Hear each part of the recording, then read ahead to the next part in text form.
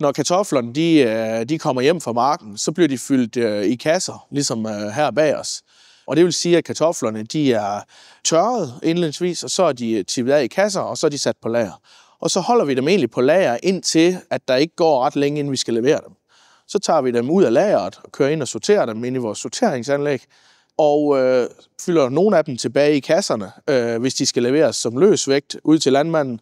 Vi kan også lave kartofler i 10 kilo sække, i 25 kilo sække, i 50 kilo sække og i 1250 kilo sække.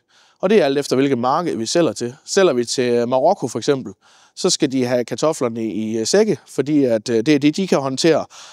Og fordi at avlerne er så forholdsvis små, at de skal kun bruge måske 50 kilo sække. Sælger vi til Danmark, så sælger vi enten i løsvægt, altså direkte fra kasserne ned i store lastbiler, eller også så sælger vi 1250 kilos big bags, så den danske landmand han kan lægge kartoflerne. Vi laver kartofler til flere forskellige formål. Vi avler til 3 selskaber i Danmark. Vi avler til Unipatatas, som er en eksportvirksomhed. Så avler vi til KMC, som er en stor dansk stivelsesproducent. Og så avler vi til AKV, som er pendanten til KMC, og som også producerer stivelse.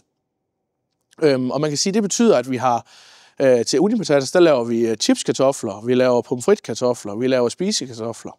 Og til KMC laver vi stivelseskartofler, og til AKV laver vi både stivelseskartofler og pomfritkartofler. Så alle mulige forskellige typer af kartofler, og for os der er det bare forskellige sorter, og for vores medarbejdere der er det hele lægkartofler, og de skal egentlig have det samme fokus. De skal bare afsættes til forskellige markeder, og den styrke, der er i det er egentlig, at vi den 1. oktober cirka starter med at sortere kartofler, og vi sorterer kartofler helt frem til 15. april. Og det gør, at vi kan holde dygtige danske medarbejdere i gang hele året og skabe en års ansættelse, så vi ikke har nogle medarbejdere, der skal vinterfyres, eller hvad man ellers kan finde på.